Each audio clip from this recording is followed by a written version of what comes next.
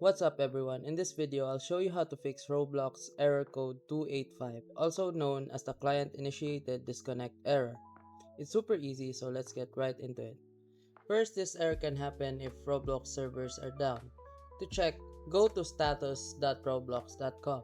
If you see any issues listed there, like problems with the website, app, or avatar, that means the servers are down. In that case, just wait it out and refresh the page every 10 to 15 minutes until it's back online. If the servers are fine, the next thing to try is logging out of your Roblox account and then logging back in. You'd be surprised how often this simple step fixes the problem. If that still doesn't work, open your network connections from the start menu. Click this one and then choose Properties. Then double-click Internet Protocol version 4. Now select Use the following DNS server address and type these.